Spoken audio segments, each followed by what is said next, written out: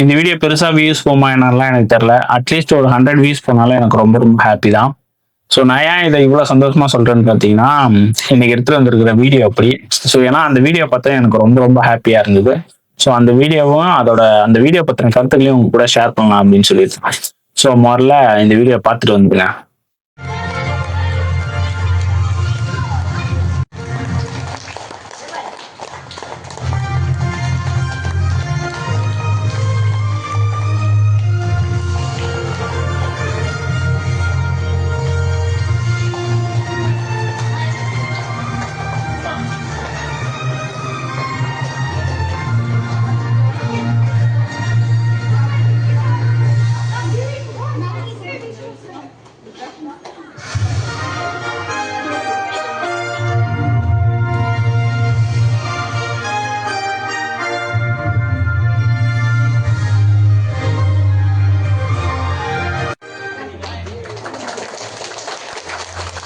நான் ஏன் இதை இவ்வளவு ஹாப்பியா சொல்றேன்னு பாத்தீங்கன்னா, நம்ம எல்லாருக்கும் தெரியும் இந்த சோசியல் மீடியா உலகத்துல நிறைய பேர் வந்துட்டு 18+ கண்டென்ட் போட்டோ இல்ல வந்துட்டு இளைஞர்களுக்கு நல்வழி காட்டாம வேற வழிகளை காட்டி ஒரு சில கண்டென்ட்களை போட்டு அவங்க வீடியோ வைரல் ஆகி அவங்க வந்துட்டு இன்ஸ்டா செலிபிரிட்டி அப்படின்னு சொல்லி சொல்லி அவங்கள இப்ப இருக்கக்கூடிய இளைஞர்களுக்கு எடுத்துக்காட்டா ஸ்கூல் அப்புறம் காலேஜ்ல வந்துட்டு சீஃப் கெஸ்டா இன்வைட் பண்றாங்க.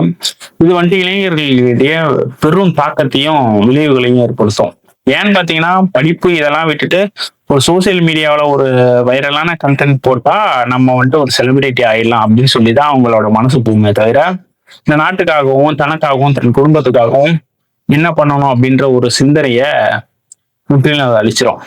சோசியல் மீடியா பிரபலங்களை வந்துட்டு சீஃப் கெஸ்டா இன்வைட் பண்ணோம். இந்த காலேஜ் அண்ட் ஸ்கூல்ஸ்களுக்கு நடுவுல செந்தில் ஆண்டவர் அப்படின்ற ஒரு ஸ்கூல் என்ன பண்ணியிருக்காங்கன்னு பாத்தீங்கன்னா, உண்மையான செலிபிரிட்டி யாரு, நம்ம நாட்டுக்காகவும் நமக்காகவும் பாடுபட்டவர் யாரு, அவரை தான் நம்ம முன் உதாரணமா மக்களுக்கும் நம்ம ஸ்கூல் பிள்ளைங்களுக்கும் காட்டணும் அப்படின்னு சொல்லிட்டு சீஃப் கெஸ்டா இன்வைட் பண்ணியிருக்காங்க மீனாட்சி சுந்தரம் அவர்களை.